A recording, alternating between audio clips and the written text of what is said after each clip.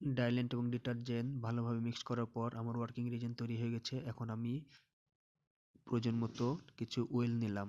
এই ওয়েলে আমি 0 থেকে যে 6টা স্ট্যান্ডার্ড আছে সেই স্ট্যান্ডার্ডগুলো সিরিয়াল বাই একটার পর একটা রাখবো।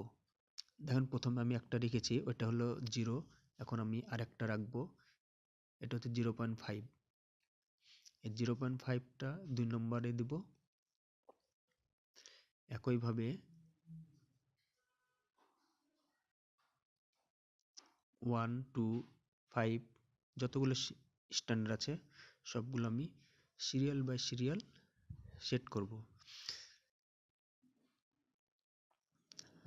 আমি এখানে রিয়েজেন্টগুলো নিচ্ছি 50 মাইক্রো। এক একটা ওয়েলে আমি 50 মাইক্রো রিয়েজেন্ট নিচ্ছি এবং এটা নেওয়ার সময় সতর্কতার সাথে নিতে হবে। এবং প্রত্যেকবার দেখেন আমি টিপসগুলো চেঞ্জ করছি, একটা করে রিয়েজেন্ট নিচ্ছি এবং টিপসগুলো চেঞ্জ করছি।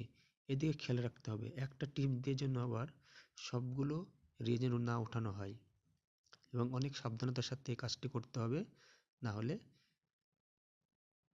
রিয়েজেন্টগুলো নষ্ট হয়ে যাবে। দেখেন আমি সুন্দর করে রিয়েজেন্ট উঠাচ্ছি, আপনারাও এভাবে কাজ করবেন। সিরিয়াল বাই সিরিয়াল মেনটেন করতে হবে। দেখেন আমার প্রায় সবগুলো নেওয়া হয়ে গেছে, আমার আর একটা বাকি আছে। আর একটা নিলেই আমার 6টা স্ট্যান্ডার্ডে 6টাই সেট করা হয়ে যাবে।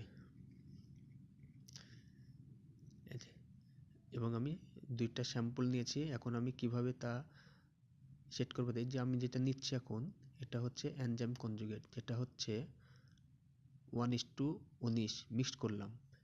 সেটা এখন আমি ভালোভাবে সবগুলোতে এমনভাবে সেট করব যেন রিয়েজেন্টগুলো একটা রিয়েজেন্ট আর একটার সাথে মিশে না যায় এবং সাবধানতার সাথে মিক্সড করতে হবে, কারণ একটার সাথে যদি আরেকটা মিশে যায় তাহলে আপনার রিপোর্টের ভুল হতে পারে। কিন্তু সেই দিকে সতর্কতার সাথে কাজ করতে হবে।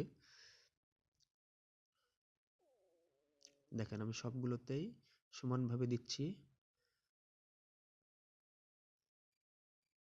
এই যে এখন এটা আমি 30 সেকেন্ড ভালোভাবে মিক্সড করে নেব।